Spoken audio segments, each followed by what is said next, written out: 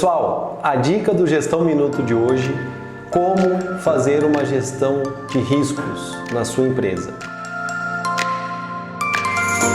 Vamos lá, para você ter uma boa gestão de riscos, é importante você começar a fazer a seguinte análise: quais são os cenários possíveis, internos e externos, que aí na sua empresa você está suscetível.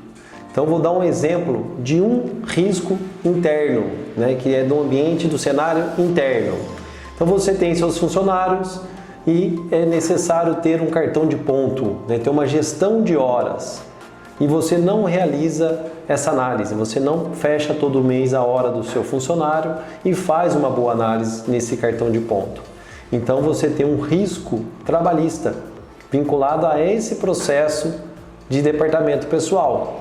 Então é importante você entender que você tem um risco e depois simular qual é o cenário, E um outro exemplo que nós podemos dar também é um risco referente a um cenário externo. Então, por exemplo, você tem o seu fornecedor de insumos, de matéria-prima, ou se você trabalha no comércio, você tem o seu fornecedor. Acontece algo com esse fornecedor, ele vem a ter uma falência e você fica sem o seu produto. Então você tem um risco de uma dependência econômica hoje de compras. Você só tem um fornecedor que vai fornecer aquela matéria-prima para você. Então isso é um risco. Então quando você identifica os riscos, que é o primeiro pilar aí, simular quais são os cenários, possibilita você fazer uma gestão. Então, vamos pegar esses dois exemplos e vamos agora para o segundo pilar, que é o quê? Identificar e classificar esses riscos. Então, o risco ele pode ser alto, médio e baixo. Então, um exemplo de risco alto é um risco que vai ter um impacto financeiro na sua empresa. Você vai perder dinheiro, vai ter algum processo contra a sua empresa. Então, isso é um risco alto, não tem nem que ser discutido. Um risco médio. Você pode estar criando um procedimento aí dentro da sua empresa e classificar esse risco como sendo médio. Por exemplo, eu tenho algum risco médio aonde tem um impacto de qualidade no meu produto. Então, um assunto de qualidade, você entende que é um risco médio. Então, classifica como sendo médio. E um risco baixo é aquele risco que, às vezes, ele não vai ter uma materialização quantitativa e ele vai ser qualitativa. Então você entende que ele é um risco baixo, que ele não vai gerar um prejuízo para a sua empresa, mas é importante você ter ele na sua matriz de riscos. Então classificar o risco é importante. E aí fazer uma matriz de risco, colocar isso daí, listar esses riscos em uma planilha, classificar quais são esses riscos. Nessa matriz, o que é importante ter? Qual departamento? Aonde acontece esse risco? Então, por exemplo, no caso da folha de pagamento, no departamento pessoal. Então tem que estar na sua matriz de risco, que quando tem a questão de ponto, cartão de ponto, vamos supor que você faz isso com um escritório de contabilidade. Então você vai colocar que isso é de responsabilidade do seu contador ou do seu departamento pessoal.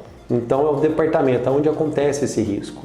No caso do fornecedor, departamento de compras. Então ir classificando esse risco é importante.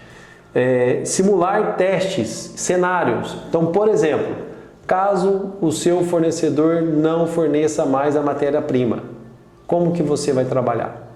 Então, simular esses cenários, Então, projetar, fazer projeções.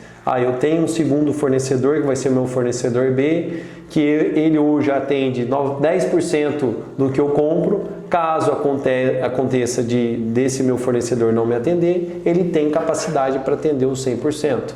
Então, simular os cenários, beleza?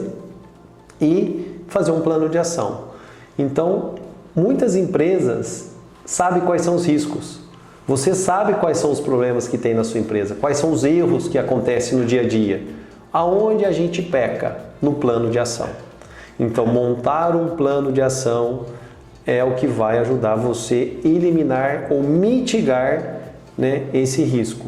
Então você pode mitigar ele. Você sabe que ele tem, mas você tem um plano de ação que, caso ele vir acontecer, ele vai te proteger, esse plano de ação.